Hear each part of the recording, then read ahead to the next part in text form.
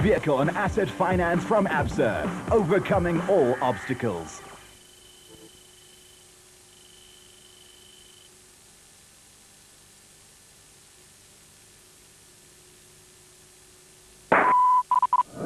Vehicle and asset finance from ABSA, going the extra mile to get you financed. Go! Gaborone, the capital city of Botswana, played host for the third round of the 2006 ABSA Off-Road Championship Series, and the city was ready for an event that has over the past 25 years become synonymous with tough conditions, testing roads and unstinting spectators who love the fast-paced action of classic off-road racing. The start area at Game City, west of the capital, was packed to the brim as competitors and teams did those vital last-minute settings, tuning and changes that would be needed for a mammoth 1,000 kilometers of slog through the sub-Saharan bush. After the 52k prologue, a full entry of 66 cars were led on their tortuous way by Woolridge and Scholthammer. They sped off and went like the clappers. The Ford SB Ranger pairing of Woolridge and Scholthammer, the 2000 and 2001 winners, were off and away at pace. The Harpers, Comrades marathon runner Nick and his son Ryan, were 54 seconds behind and got off to a quick start. And the paddock at Game City in Gaborone was a sea of early morning activity. Gary Berthold and Henry Costain started off in 6th place in the Atlas Copco Bat, and they were letting her rip.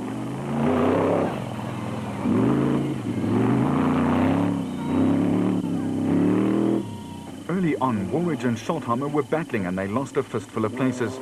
They lost time trying to prepare their loss of four-wheel drive, but it was all to no avail. The prologue winners would slump to 43rd place. On the other end of that scale, Krobler and Jordan were jetting up the order. They were 16th after the TT after being off the pace, but on day 2 they were setting it, even if they got lost in the process.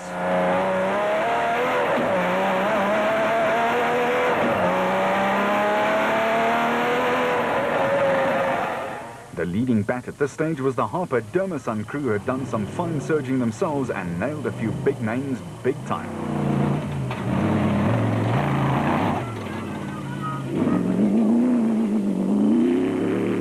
While Rob Gurney and Graham Steinbach were flying the Ford flag high, they were up from 11th to 8th place and still climbing.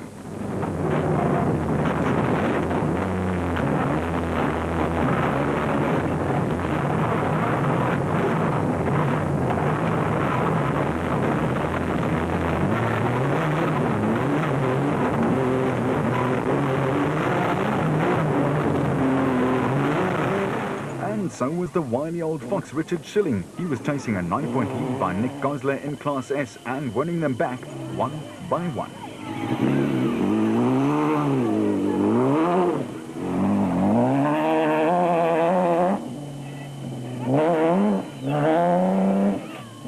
Naim Musaji had Rayhan Badiana in the car for company, and they were also doing a fine job of holding station. They had a flat after 130 k's but repaired it fairly briefly. The jury was out. Did the route suit the special cars or the production cars? Only the final results after around 1,000 k's would tell the story. The close of Toyota Hilux of Cliff and Louis Whiteholt was impressive, as it went from 13th place in the 52k prologue to 11th, and they were looking solid. While Hicho and Jaap de Bruin had a similar move in their Toyota. Starting from 15th, they were edging up the order.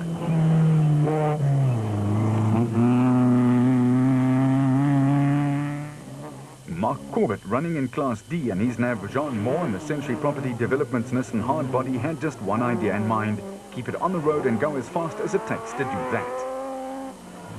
As for Manfred Schroeder and Ward Huxtable, they wrong-slotted a few times, but try as they might, they could not pass Corbett ahead of them. Matthews and Erasmus in the Screaming Green Gondwana Steel Special were holding their own among some of the biggest names in the sport in Southern Africa, with an aggressive Hutchison right on their tail.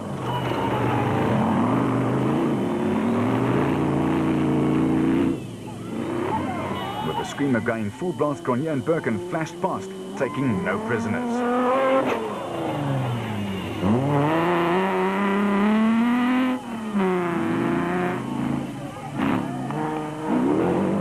Mr. Consistency Terence Marsh was doing his same old, being consistent.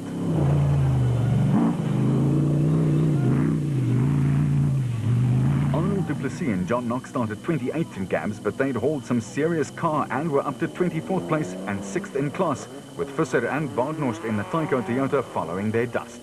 Hannes Grobler and Francois Jordan were low flying. Starting 16th, they did some serious catching and finished second fastest on the stretch. On the way back from DSP and with a smell of the finish in their nostrils, they wrong-slotted again, an easy thing to do in the dense African bush, but that gave Bertolt and Costain time to catch up. Meanwhile, Alfie Cox and Henny Tersteeg had made a big surge up the leaderboard. They were up from 12th to 4th, and they were eating up the ground, but they also made the Grobler mistake. Alberts and Hunter were next, with the Harpers pressurizing them.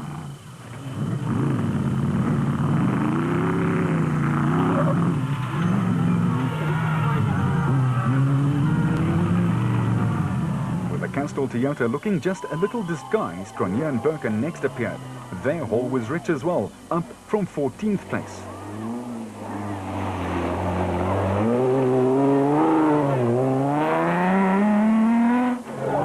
The leading Ford SP class car was in the capable hands of Rob Gurney and Graham Steinbach, and they picked up no less than 4 places. That gave them access right into the top 10. The Lone Ranger Harkus, despite having to navigate himself, was 2 places to the better, but also misjudged the road crossing. Realized his mistake and corrected.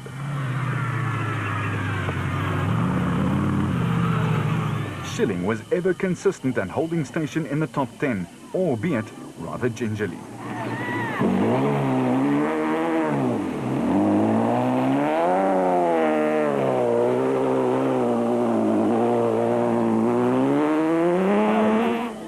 And the Sideways Waltz was performed by Mark Corbett with Jean Moore conducting.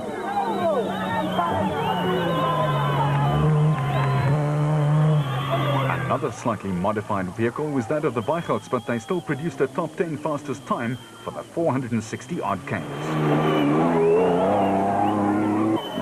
The Tyco Trucks team, Visser and Baardnorst, were 3rd in class and in an awesome battle for line honours.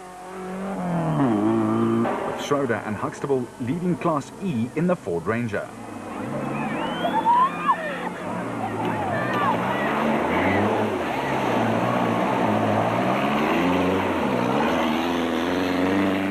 Marcus Taylor and Mark de Chalane had consolidated after picking up 3 places, up from 19th, but leading Class B by 6 minutes. You know it's tough out there when you see Hannes Grobler reversing this often. Still, the 3-time winner here was back where he belonged, enjoying a winning margin of almost 9 minutes. And Grobler just proved again that the Desert 1000 needs speed and a healthy dose of intelligence.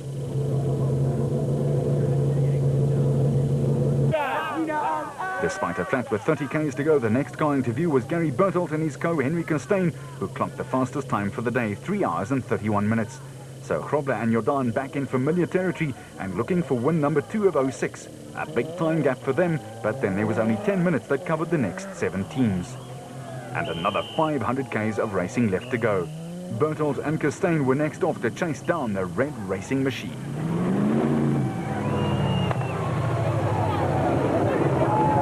But there was only one team flying high.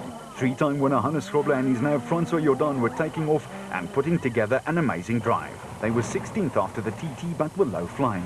The Atlas Copco was giving its all, and Bertolt was getting even a little more out of it. The Domerson lads, the Harpers, though, were closing a few gaps and were just 4 minutes behind the yellow Atlas Copco. Former motorbike ace Alfie Cox had surged up the field, and with Henny Tersteeg in the co-pilot seat, the motorbike twosome clinched back a lot of places. Colin Hunter and Naldus Alberts kept the Rapsa bat ticking along nicely. Meanwhile, Motorite's Brandon Harkus, despite getting horribly lost at one stage, was still fast enough to slot into 8th place driving solo, a great performance. As for Mark Cronje, he found out that a Botswana tree was much harder than the bodywork of his Castrol Toyota. Cronje was having a hard time. He got a 30-minute penalty for dangerous driving, and a broken steering didn't help. Cliff and Louis Weichholt's Bosel Toyota Hilux was the 3rd of the sponsors' cars in the top 10, and they were going well, and being chased hard by Class D chasers Chris Visser and Jaapie Baardnorst in their Tyco Toyota. The De Bruyn, Zico and Jaap were also on a mission in their Toyota Hilux, and they were up from 14th place after day 2, a fine drive. Meanwhile, Corbett and Moore were doing a little bundu bashing.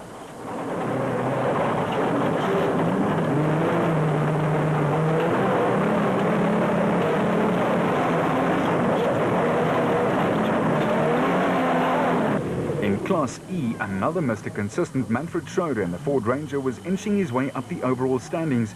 As usual, he took few chances and reaped the fruits thereof. His teammates Woolridge and Schultheimer were coming back from the grave. After being 43rd overnight, they were steaming back to a top 25 place. Their 4x4 was certainly back and in fine working order.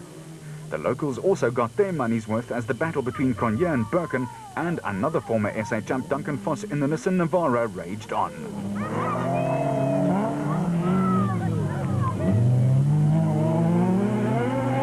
In Class B, the leaders were Gil Nul and Johan Smallberger in their Bosel Truggy. They were 31st after day 2 but were driving an inspired last day, up into the top 25 for them. But the man they were all chasing, Hannes Grobler, had complete control, not only over his car, but also the rest of the field.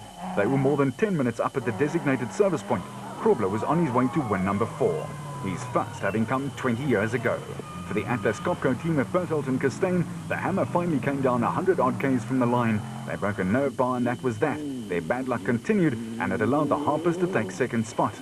The dramatic twist at the front moved Alfie Cox and his nav Henny ter Steege to 3rd overall and 2nd in Class A. Cox was flying along, but he was being pushed all the way by Nandus Alberts and his co-driver Colin Hunter, who was doing a great job in their Rapsa Spec 2 bat.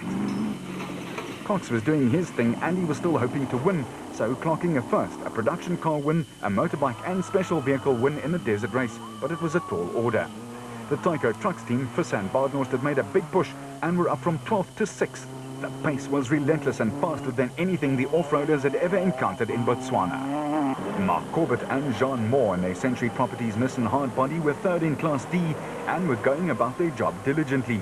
The dust, though, was still a problem, and then to make matters worse, Woolridge edged by 2.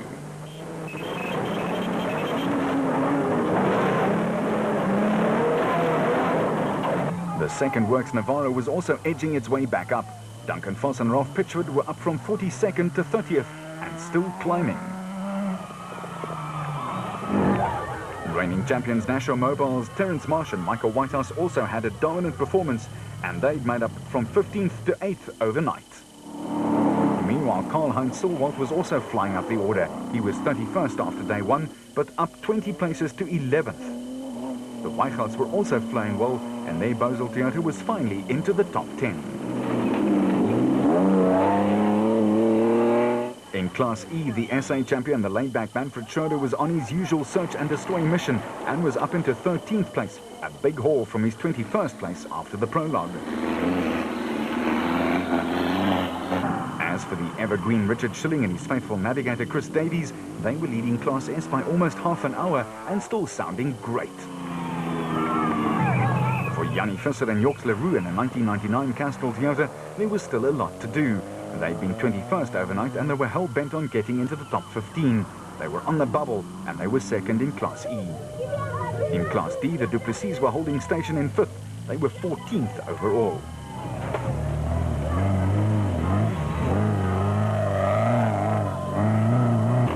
Rutherford and Doubtfire in the second Nashua Mobile race car were just behind them in 16th, but were 2nd in class, chasing Richard Schilling. Gurney and Steinbank lost a bunch of places and were down in 17th, but were still doing a great job and were 2nd in the SP class.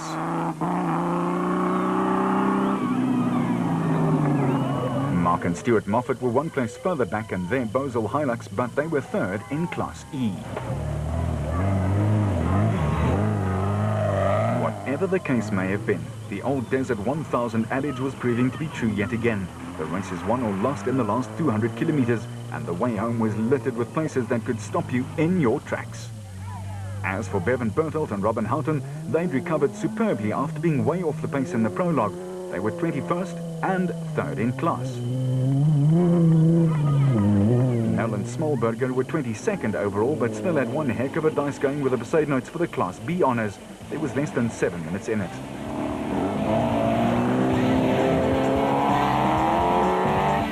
With the Botswana faithful singing his praises, numbering in the thousands, Grobler was streaking to a very popular win in the Nissan SP Navara. 4 wins spanning 2 decades and a fast time to boot.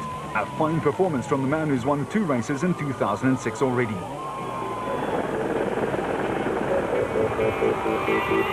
What was even more impressive was the winning margin, almost a quarter of an hour, and that after being in 16th place after the prologue.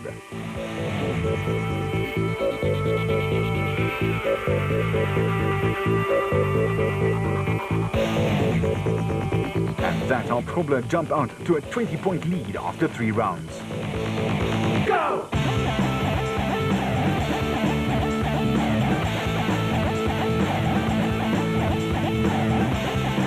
Someone who also didn't take it easy was Nick Harper. As his son and co-driver Ryan told us, he was throwing everything at it, including the kitchen sink, but he fell short of making an impression on Grobler.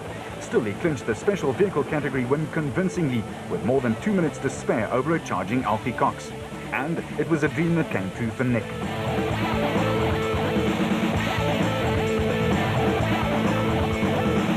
The Harpers edged to within 8 points, but Terence Marsh's consistency had kept him atop the pile of chasers on the log.